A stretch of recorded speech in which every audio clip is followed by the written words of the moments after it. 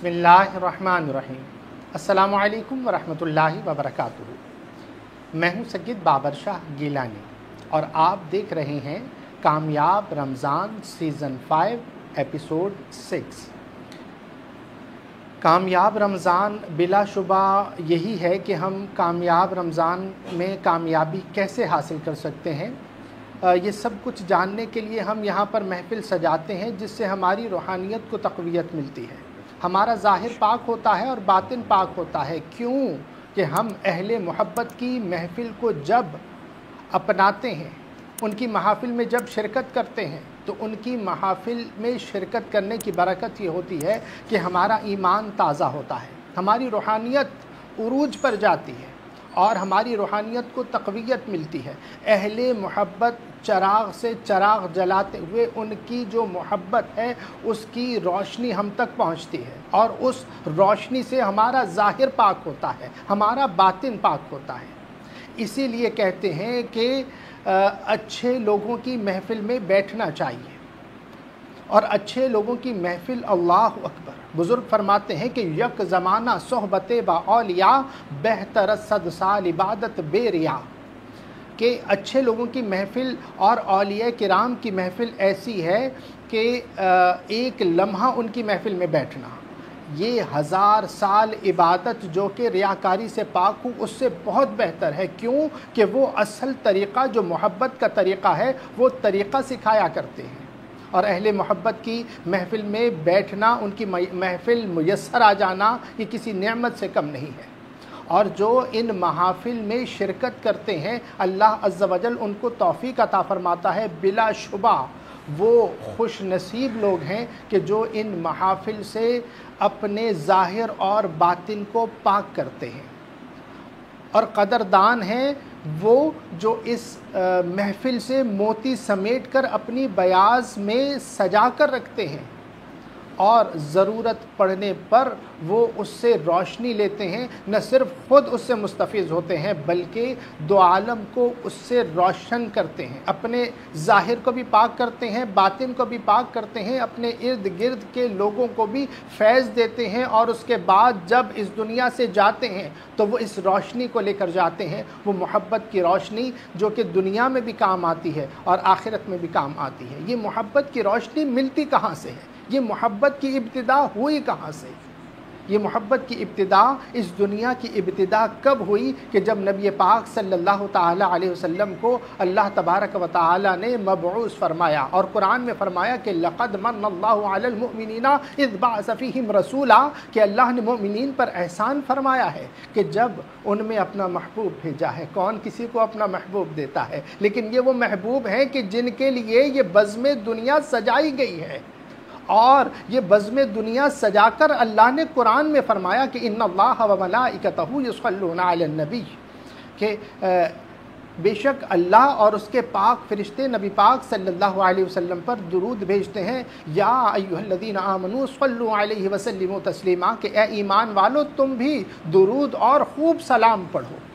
یہ وہ عمل ہے کہ جو اللہ تبارک و تعالی نبی پاک صلی اللہ تعالی علیہ وسلم کی محبت میں خود اللہ تبارک و تعالی درود پاک بھیجتا ہے، اللہ کے پاک فرشتے درود پاک بھیجتے ہیں، اور اللہ نے مومنین کو یہ حکم فرمایا کہ تم بھی درود پڑھو، تم بھی سلام پڑھو، اور اس پر انعام ایسا فرمایا کہ اللہ اکبر، یہ جو درود و سلام کا سلسلہ ہے اللہ تبارک و تعالی اپنے محبوب صلی اللہ تعالی علیہ وسلم پر درود بھیج کر محبت کا اظہار کرتا ہے۔ اللہ تبارک و تعالی کے پاک فرشتے درود پاک بھیج کر محبت کا اظہار کرتے ہیں، اور اللہ اس محبت کے پیغام کو یہ اس طریقے سے دیتا ہے کہ اے ایمان والو تم بھی درود پڑھو، تم بھی سلام بھیجو۔ جس محبوب کی محبت میں میں درود بھیجتا ہوں، محبوب صلی اللہ تعالی علیہ وسلم پر درود میرے پاک فرشتے بھیجتے ہیں، اے ایمان والو تم بھی درود بھیجو، تم بھی سلام پڑھو۔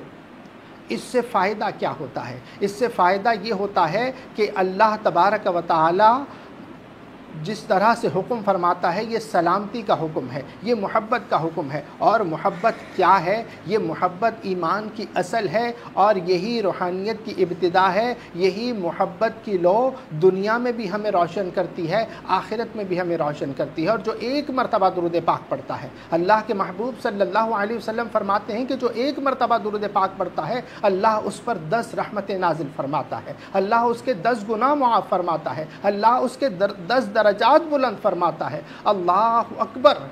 رحمت دا دریا الہی ہر دم وگدا تیرا، جے ایک قطرہ بخشے مینو کم بن جاوے میرا، کہ اس رحمت کا ایک قطرہ ہماری نسلوں کے لیے کافی ہے۔ اور اللہ کے محبوب صلی اللہ علیہ وسلم پر درود پڑھنے کا فائدہ اللہ اکبر کہ رحمت ہی رحمت ہے۔ اور جو درود پاک پڑھتے ہیں اللہ تبارک و تعالیٰ کی رحمت ان پر چھما چھم برس رہی ہوتی ہے، اور چھما چھم رحمت برستی ہے، اور وہ رحمت والے مصطفیٰ صلی اللہ تعالیٰ علیہ وسلم کا جو قرب حاصل ہوتا ہے، ان کی جو محبت ہمارے دل میں ایک روشنی پیدا کرتی ہے، اور وہی روشنی ہمارے ایمان کی اصل بھی ہے، ایمان کی حلاوت بھی ہے، اور اس نور سے وہ نور پیدا ہوتا ہے کہ اللہ کے محبوب صلی اللہ علیہ وسلم فرماتے ہیں کہ مومن کی فراست سے بچو کہ مومن اللہ کے نور سے دیکھتا ہے۔ تو اللہ اکبر، یہ درود پاک کا سلسلہ ایسا ہے کہ اللہ اکبر ہماری دنیا کے مسائل بھی حل ہوتے ہیں، آخرت کے مسائل بھی حل ہوتے ہیں۔ یہ تو ظاہری ہے کہ ہم اللہ کی رحمت کے حقدار ہو جاتے ہیں۔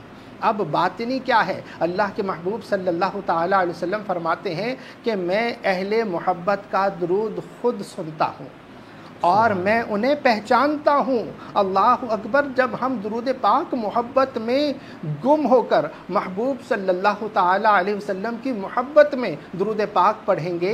محبت میں درود پاک پڑھنے کا ثمر کیا ہے کہ محبوب صلی اللہ علیہ وسلم محبوب کائنات ہمارے درود پاک کو خود سنتے ہیں، ہمیں جانتے ہیں۔ اللہ اکبر، تو پھر کیوں نہ کہا جائے کہ غموں نے تم کو جو گھیرا ہے تو درود پڑھو، اور ہے جو حاضری کی تمنا تو درود پڑھو۔ مومنوں پڑھتے رہو تم اپنے آقا پر درود، کہ ہے فرشتوں کا وظیفہ الصلاۃ والسلام۔ اللہ اکبر، درود پاک کا وہ موضوع ہے کہ اگر اس پر لب کشائی شروع کر دی جائے تو اللہ اکبر زندگیاں ختم ہوئیں اور قلم ٹوٹ گئے، تیرے اوصاف کا ایک باب بھی پورا نہ ہوا۔ میں نے درود پاک کا سلسلہ شروع کیا تو اللہ اکبر زبان چلتی چلی جا رہی ہے، محبوب صلی اللہ تعالیٰ علیہ وسلم کی ثنا، آپ صلی اللہ تعالیٰ علیہ وسلم کی محبت کی باتیں۔ اللہ اکبر کہ اگر ہماری زندگیاں ختم بھی ہو جائیں اور تمام قلم ٹوٹ جائیں، جب بھی آپ کے اوصاف کا ایک باب بھی پورا نہ ہو، لیکن یہ محفل وہ محفل ہے کہ جس میں ہم آج درود پاک کے بارے میں مزید باتیں جانیں گے، اور جانیں گے کس سے؟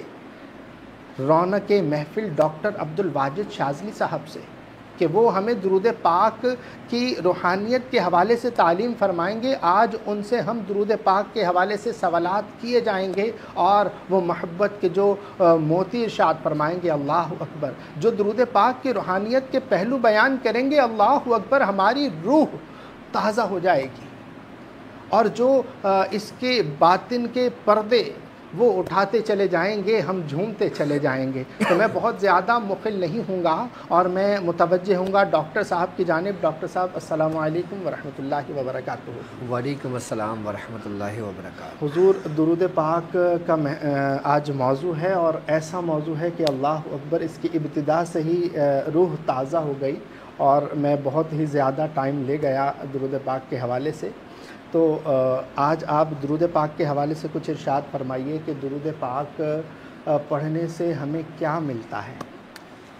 بسم اللہ الرحمن الرحیم۔ السلام علیکم ورحمۃ اللہ وبرکاتہ۔ سب سے پہلے تو میں اپنے تمام چاہنے والوں کو، اور جو لوگ روحانیت کی جستجو میں، عملیات کی تلاش میں، سلاسل کے ذکر و اذکار کی اجازتوں کے لیے ہمارے ساتھ جڑے ہیں، میں آپ تمام لوگوں کو خوش آمدید کہتا ہوں، اور یہ بھی امید کرتا ہوں کہ آپ تمام لوگ خیریت سے ہوں گے۔ یقیناً آج کی بابرکت محفل ہمارا ایمان کا جز، ہمارا ایمان اور درود پاک، سب سے پہلے ہمیں درود و سلام کو تھوڑا سا سمجھنے کی ضرورت ہے کہ درود ہے کیا اور اس کی حقیقت کیا ہے۔ اگر درود و سلام کو دیکھا جائے تو درود و سلام صرف الفاظ نہیں بلکہ یہ نورانی تجلیات میں سے ہیں، اور وہ رب کی تجلیات، یہ وہ رب کی تجلیات ہیں جس کے بارے میں رب فرماتا ہے کہ سب سے پہلے رب نے اپنے محبوب کا نور پیدا کیا۔ سبحان اللہ، سبحان اللہ۔ اور یہی نور کہ جب تجلیات کی صورت میں اختیار ہوا، کہ جس وقت سرکار دو عالم صلی اللہ علیہ وآلہ وسلم نے فرمایا کہ میں اس وقت بھی نبی تھا جب آدم آگ اور خاک کے درمیان تھے، اور یہ وہی تجلیات صرف اور صرف اسی امت محمدی کے حصے میں آئی ہے۔ آج سے پہلے کسی بھی نبی کو یہ مقام و مرتبہ نہیں دیا گیا کہ جو مقام محبوبیت سرکار دو عالم صلی اللہ علیہ وآلہ وسلم کو عطا کی گئی۔ اب درود اور سلام کو اگر ہم دیکھتے ہیں تو جو شخص درود سلام پڑھتا ہے تو وہ بندہ کو مقام عشق، وہ بندے کو مقام عشق اور قرب الہی میں بلند ترین درجات تک پہنچاتے ہیں۔ یعنی کہ درود سلام، جب انسان درود سلام پڑھتا ہے تو وہ مقام عشق میں، قرب الہی میں اس درجات تک پہنچتا ہے جہاں پہنچنا انسان کے لیے ناممکن ہے۔ یہ صرف اور صرف یہی درود ہے جو ہمیں اس مقام تک پہنچاتا ہے۔ درود کو اگر دیکھیں، درود بیسیکلی کیا ہے؟ درود نبی کے قربت میں فنا ہونے کا وسیلہ ہے۔ اللہ اکبر۔ درود نبی کے قربت میں فنا ہونے کا وسیلہ ہے، اور سلام اس فنا میں بقا پانے کا راز ہے۔ اللہ اکبر، اللہ اکبر۔ کہ جب انسان فنا ہوتا ہے سبحان اللہ، تو اس کے مقام بقا جو ملتی ہے نا، تو وہ بغیر سلامتی کے نہیں ہے۔ اللہ اکبر، اللہ اکبر۔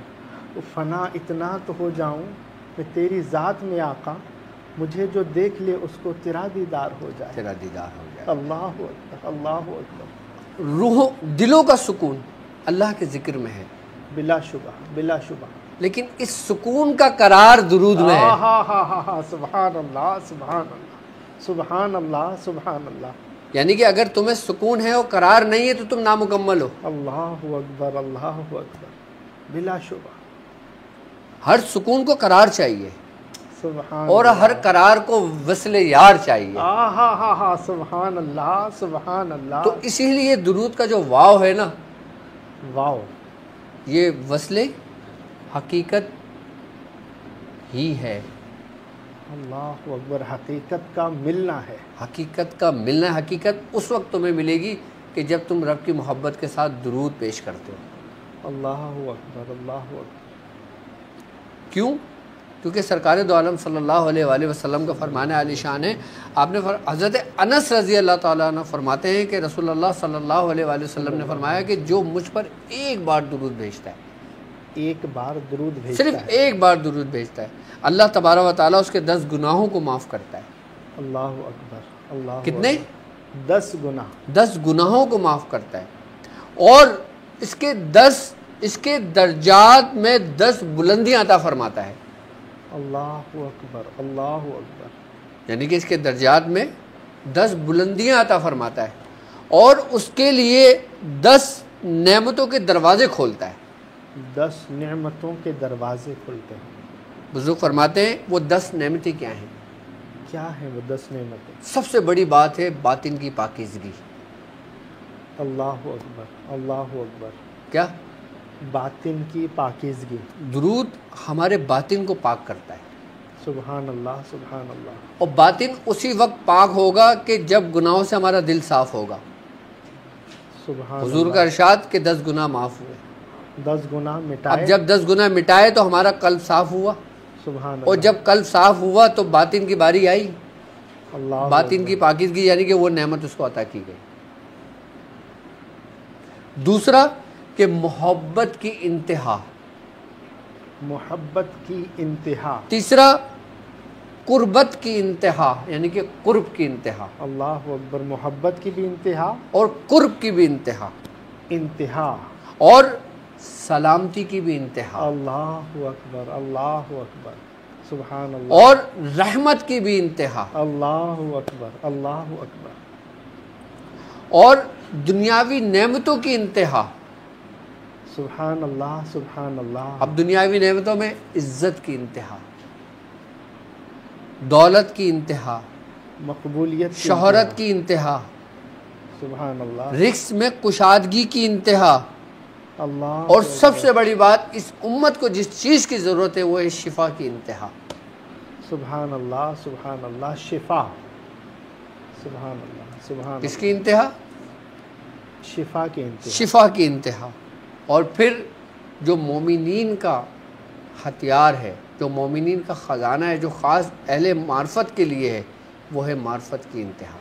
اللہ اکبر. اللہ اکبر. معرفت کی انتہا. معرفت کہ کی انہیں جانا, انہیں مانا, نہ رکھا غیر سے کام.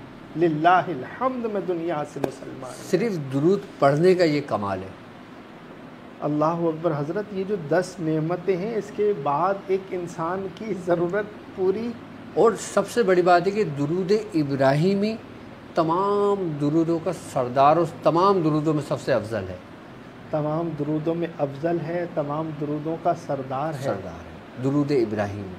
سبحان اللہ. حضور, جو پہلے آپ نے 10 نعمتیں ابھی ذکر کی ہیں کہ جس سے ہمارا ظاہر, ہمارا باطن, مطلب روح مالا مال ہو گئی, مالا مال. یہ صرف درود پاک پڑھنے سے ہے. ہاں. سبحان اور جو اللہ. لوگ درود پاک پڑھتے ہیں وہ بالخصوص درود ابراہیمی پڑھتے ہیں. درود ابراہیمی جو پڑھتے ہیں, جو لوگ درود ابراہیمی پڑھتے ہیں, یہ سمجھ لیں کہ ان کے لیے یہ 10 دروازے کھل چکے ہیں. پڑھتے ہی 10 دروازے کھل گئے. کھل گئے ان کے لیے. سبحان اللہ. سبحان اللہ. اور ان دروازوں کی کنجی ہی درود ابراہیمی ہے. کنجی ہی درود ابراہیمی ہے. ہاں. روحانیت کی کنجی درود ابراہیمی. درود ابراہیمی ہی ہے. اللہ اکبر. حضور, ہم سنتے ہیں کہ نماز مؤمن کی معراج ہے, اور وہ معراج درود ابراہیمی, یعنی درود ابراہیمی تمام صحابہ نے پڑھا, تمام اہل بیت اطہار نے پڑھا, بالکل. تمام سلاسل کے تمام بزرگوں نے پڑھا, تمام صوفیاء نے پڑھا, تمام اس روح زمین پر سب سے زیادہ پڑھے جانے والا درود ابراہیمی ہی ہے, کیونکہ نماز میں پڑھنے کا حکم ہے. آپ کو حکم ہے. سبحان اللہ. سبحان اللہ. اس روح زمین پر, اس روح زمین پر سب سے زیادہ پڑھے جانے والا درود ابراہیمی ہے. وہ ہر لمحہ پڑھا جا رہا ہے. ہر لمحہ پڑھا جا رہا ہے. کوئی لمحہ ایسا نہیں ہے کہ جس لمحے میں درود ابراہیمی نہ پڑھا گیا. اللہ اکبر. اب اس میں ہم اپنا حصہ کیسے ڈال سکتے ہیں اپنے ظاہری مقاصد کے لیے؟ سبحان اللہ. اپنے ظاہری مقاصد کے لیے ہم اس روحانی نور میں اپنا حصہ کیسے ڈال سکتے ہیں؟ انسان کی فطرت ہے نا جی, کہ انسان جلد باز ہے, جلد باز ہے. جی, کہ انسان سب کچھ چاہتا ہے کہ سب مل جائے, کہ اس کو سب مل جائے. تو ان سب کی جو کنجی ہے وہ درود ابراہیمی ہے. سبحان اللہ. لیکن اس کے بزرگوں نے پڑھنے کی ترتیب بتائی ہے. ترتیب بتائیے مختلف مقاصد کے لیے. ایک طریقہ میں درود ابراہیمی کا آپ کو سمجھاتا ہوں, ان لوگوں کے لیے خاص کر جو بے اولاد ہیں. بے اولاد. سبحان اللہ. سبحان اللہ. جن کو اولاد کی تمنا ہے, اولاد کی تمنا, جو اپنے علاج کروا کروا کے تھک چکے ہیں, مایوس ہو چکے ہیں, جبکہ مایوسی کفر ہے, تھک گئے, اب ہتھیار ڈال دیے. ان کے لیے نیک اور صالح اولاد کے لیے درود ابراہیمی 70 مرتبہ پڑھنا انسان کو اس نعمت کے قریب لے جاتا ہے. سبحان اللہ. یہ ہمارے بزرگ فرماتے ہیں 70 مرتبہ کس طریقے سے پڑھنا ہے؟ درود ابراہیم 70 بار پڑھنا ہے۔ کس وقت؟ سب سے بہترین وقت فجر کے بعد اور عصر و مغرب کے درمیان، جس وقت سورج طلوع ہو رہا ہے یا غروب ہو رہا ہے؟ طلوع ہو رہا ہو اور جب غروب ہو رہا ہو، یعنی کہ فجر کا وقت اور عصر و مغرب کے درمیان کا وقت جب سورج غروب ہو رہا ہو۔ سبحان اللہ، سبحان اللہ۔ یہ بہترین وقت ہے صرف 70 مرتبہ پڑھنا، اور 70 دن پڑھیں آپ۔ 70 مرتبہ درود ابراہیمی 70 دن تک پڑھا جائے۔ لیکن شاہ صاحب آج ایک بڑی خاص بات بتاؤں، میں نے پہلے بھی بتائی ہے درود شریف کے بارے میں، کہ درود شریف کا عمل جب بھی کریں یا درود شریف چلتے پھرتے پڑھتے ہیں آپ، اٹھتے بیٹھتے پڑھتے ہیں، اس میں احتیاط کریں۔ احتیاط کریں۔ احتیاط کیا کہ بزرگ فرماتے ہیں کہ جو شخص درود پاک اہتمام کر کے پڑھتا ہے، باوضو ہو کر پڑھتا ہے، جگہ کا تعین کر کے پڑھتا ہے، وہ کمال کو پہنچتا ہے۔ سبحان اللہ، سبحان اللہ۔ اور جو شخص درود پاک چلتا پھرتا پڑھتا ہے، چلنا پھرنا، جانا گھومنا پھرنا، کسی بھی حال میں پڑھنا، جی، پھر بزرگ فرماتے ہیں کہ وہ اس کے لیے تھوڑا سا پریشانی کا سبب بنتا ہے، آزمائش کا سبب بنتا ہے۔ کیسے؟ میں وہ بتاؤں گا۔ جی جی۔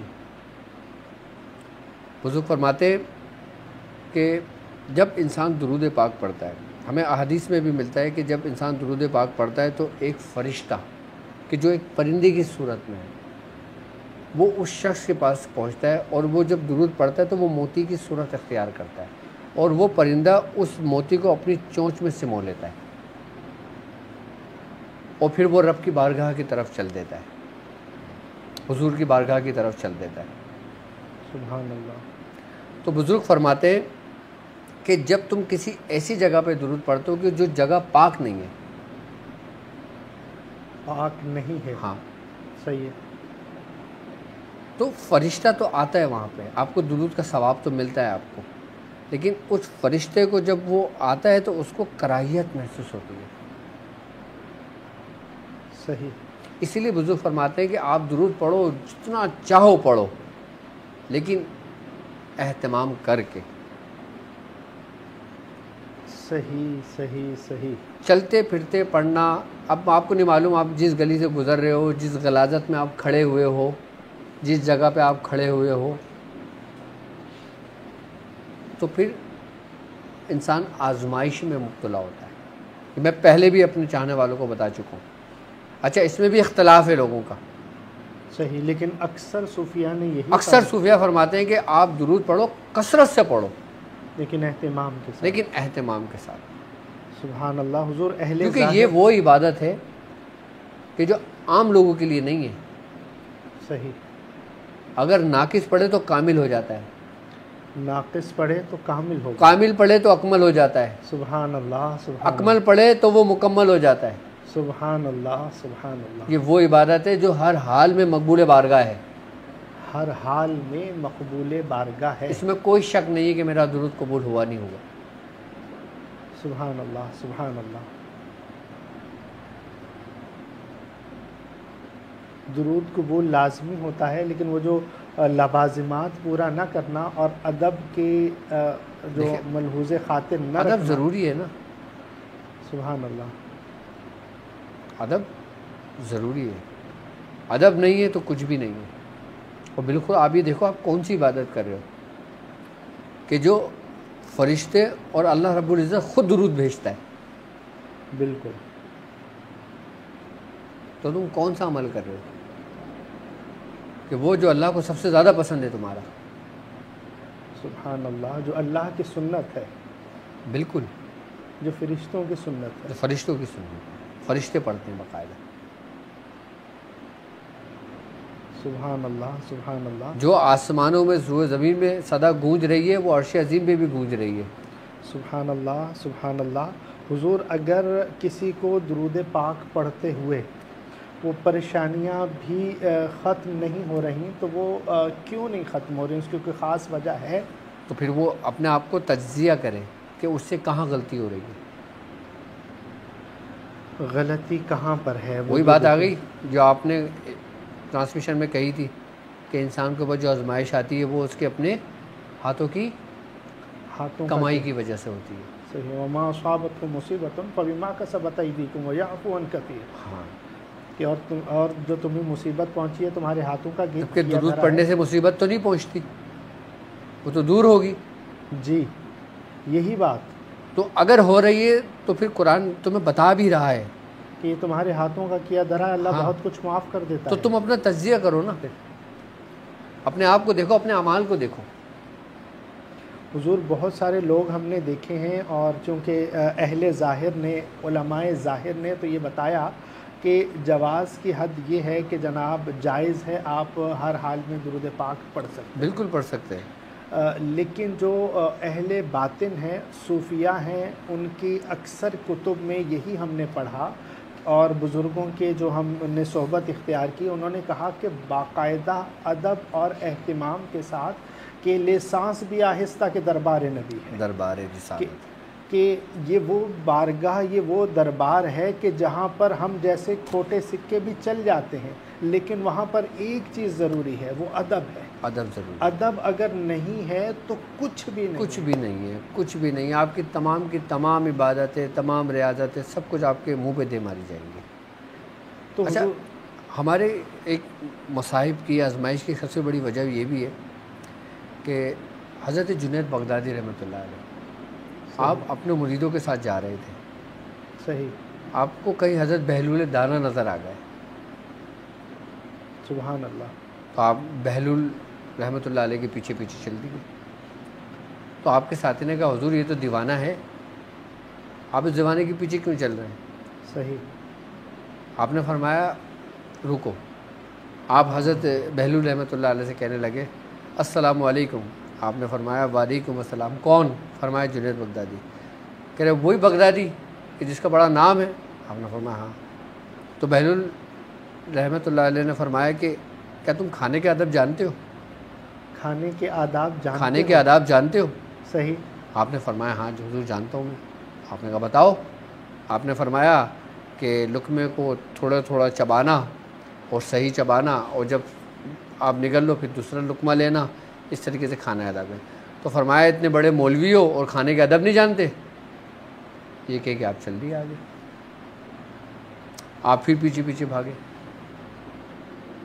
واقعہ بڑا ہو جائے گا لیکن میں مختصر کر دیتا ہوں. جی جی. تو آپ نے فرمایا کون؟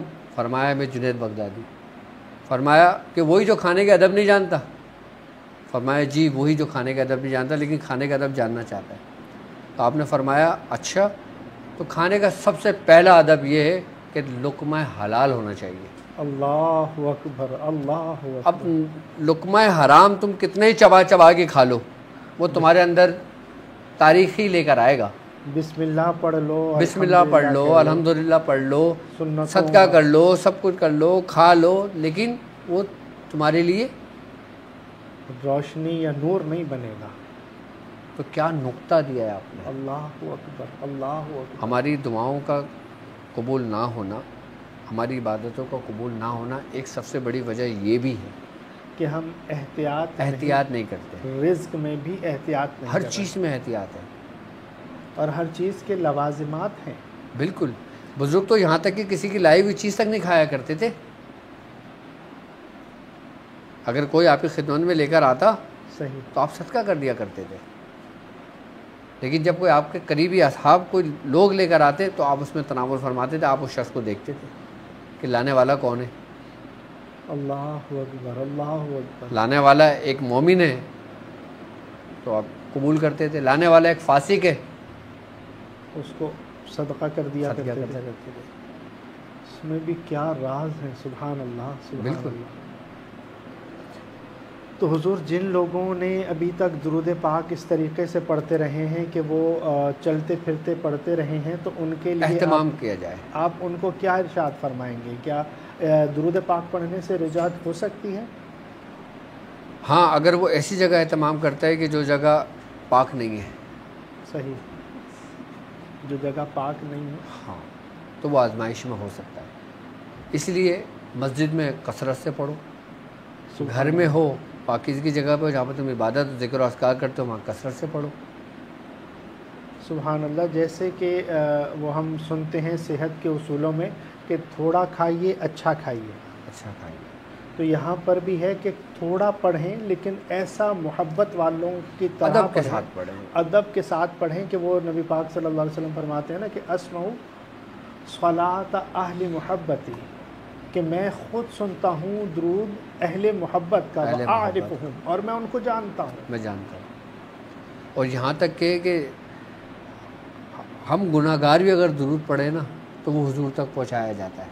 سبحان اللہ. وہ عام دنوں میں تو فرشتے پہنچاتے ہیں، اور جمعے کی شب، جمعرات اور جمعے کی شب نبی پاک صلی اللہ علیہ وسلم خود سنتے ہیں، اور پھر وہ لوگ جو محبت میں ڈوب کر درود و سلام پڑھتے ہیں ان کا نبی پاک صلی اللہ علیہ وسلم خود سماعت فرماتے ہیں. تو محبت ضروری ہے، اس میں اہتمام. اچھا، اہتمام جو ہے وہ محبت کی ہی دلیل ہے. بالکل بالکل. اور جتنا اہتمام کرتے جائیں گے ہمیں یہ معلوم ہوگا. درود تو ایک طریقے سے اگر دیکھا جائے، سادہ لفظوں میں بیان کروں تو درود ایک ذریعہ ہے، ایک راستہ ہے کہاں تک؟ بارگاہ رسالت تک پہنچنے کا. اللہ اکبر، اللہ اکبر.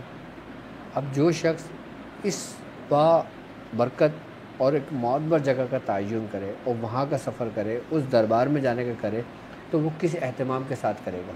سبحان اللہ. بادشاہوں کی بادشاہ کی بارگاہ میں. جی، آپ نارملی اگر شادی میں جاتے ہو تو سب سے پہلے آپ اپنے کپڑے چینج کرتے ہو. سبحان اللہ. تیاری کا اہتمام کرتے ہو. محفل کی مناسبت سے تیاری، محفل کی مناسبت سے آپ تیار ہو کے جاتے ہو. سبحان اللہ. اور پھر درود میں آپ کہاں جا رہے ہو؟ اب یہ تو دیکھو. سبحان اللہ، سبحان اللہ.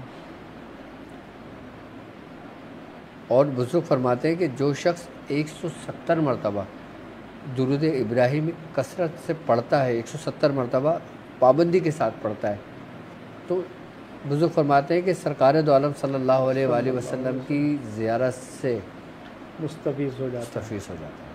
اللہ اکبر، اللہ اکبر. 170 مرتبہ روزانہ درود ابراہیمی کا معمول بنا لیا جائے تو پھر وہ ہے کہ ان آنکھوں کا ورنہ کوئی مصرف ہی نہیں ہے، سرکار تمہارا رخ زیبا نظر آئے. اور فرمان ہے کہ رسول اللہ صلی اللہ علیہ وآلہ وسلم کا کہ جس نے مجھے خواب میں دیکھا اس نے حق دیکھا. اس نے حق دیکھا کہ شیطان میری صورت اختیار نہیں کر سکتا. اور اپنے دنیاوی مقاصد کے لیے 70 مرتبہ درود ابراہیمی پڑھنا کمال کے درجے تک پہنچاتا ہے انسان کو. کمال کے درجے تک، کیونکہ درود جو ہے نا یہ قرب کی التجا ہے اور سلام قرب کی حقیقت اور انتہا ہے. اللہ اکبر. دوبارہ ارشاد فرمائیے گا حضور، دوبارہ. کہ درود قرب کی التجا ہے.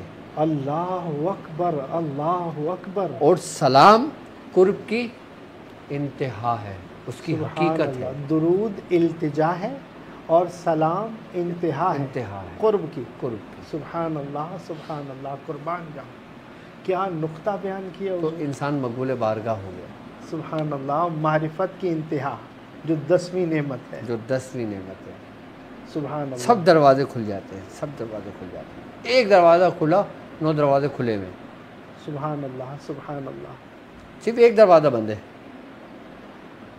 اس کی کنجی درود پاک ہے. اچھا، درود کی کنجی ادب، احترام، محبت، ادب، محبت. کہ ادب پہلا کرینہ ہے محبت کے کرینوں میں. اللہ اکبر. ادب پہلا کرینہ ہے محبت کے کرینوں میں. اسی لیے بزرگ فرماتے ہیں کہ با ادب با نصیب، بے ادب بد نصیب. بے نصیب بد نصیب.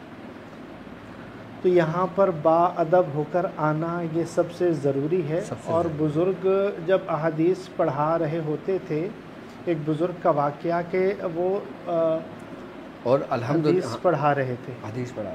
70 مرتبہ آپ کا چہرہ متغیر ہوا اور 70 مرتبہ آپ نے اپنے آپ کو سنبھالا اور آگے پڑھاتے رہے. تو اس کے بعد جب پڑھا چکے تو طلباء نے پوچھا کہ حضور یہ آپ کا رنگ متغیر کیوں ہو رہا تھا؟ کہا ایک بچھو تھا جو مجھے ڈنک مارے جا رہا تھا، اور بارگاہ رسالت کو وہ ادب تھا کہ میں ہل نہیں سکتا تھا، سانس بھی آہستہ کے دربار نبی. اور الحمدللہ ہمیں یہ سعادت نصیب ہوئی ہے ہم دونوں کو کہ ہم نے دربار رسالت میں سرکار دو عالم صلی اللہ علیہ وآلہ وسلم کے بالکل قریب ہو کر اور با آواز بلند درود پاک پڑھا الحمدللہ، ہاتھوں میں ہاتھ دے کر، ہاتھوں میں ہاتھ دے کے پڑھا ہے سبحان اور با آواز بلند پڑھا ہے. اور ہمارے ساتھ جو ہے ایک عاشق رسول، ہاں ایک بزرگ ساتھ تھے، بالکل، میرے والد محترم. وہ کیا عشق، کیا وہ آنسوں سے ان کے کپڑے بھیگ جاتے تھے اور وہ ہماری قیادت کر رہے ہیں ان کے پیچھے پیچھے. سبحان اللہ. اور آپ پر میں ہاتھ میں ہاتھ دیے. کیا وہ وقت بھی بہت خوب تھا، خوب وقت تھا اور وہ مقبول وقت تھا حضور. بے شک، اس میں کوئی شک اور نہیں. یہ ہماری زندگی کا یہ کہہ لیں کہ وہ سرمایہ ہے وہ وقت، کہ لوگ لائنوں میں لگ کر ریاض الجنہ میں جاتے تھے اور جب ہم جاتے تھے وہ شرطے بولتے تھے آ جائیے اندر. سبحان اللہ. آپ ہی کا انتظار ہو رہا ہے جیسے کہ. سبحان اللہ، سبحان اللہ. یہ فیض ہے سبحان اللہ، سبحان اللہ. کہ وہ جانتے ہیں، وہ جانتے ہیں. اللہ اکبر، اللہ اکبر. مسجد نبی کا معاملات فرماتے ہیں کہ جو شخص حضور کے قریب گیا، حضور کے پاس گیا، سبحان اللہ، وہ بخشا گیا، وہ بخشا گیا. سبحان اللہ. حضور یہاں پر بھی بیٹھ کر جو محبت سے درود پڑھ رہا ہے، نبی پاک صلی اللہ علیہ وسلم فرما رہے ہیں کہ اعرفہم، کہ میں انہیں جانتا ہوں. میں انہیں جانتا ہوں. اور پھر وہ محبت اپنی لے کر بارگاہ رسالت میں حاضر ہوں.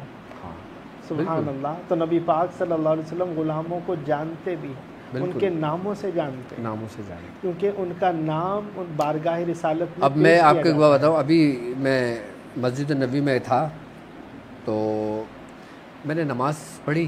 نماز پڑھنے کے بعد میں وہاں بیٹھ گیا ذکر کرنے کے لیے. تو ایک شخص آیا اور اس نے مجھے دیکھا اور میرے پیچھے دونوں دانوں ہو کے بیٹھ گیا. سبحان اللہ. اچھا، مجھے محسوس ہوا کہ کوئی شخص میرے پاس آ کے بیٹھا ہے.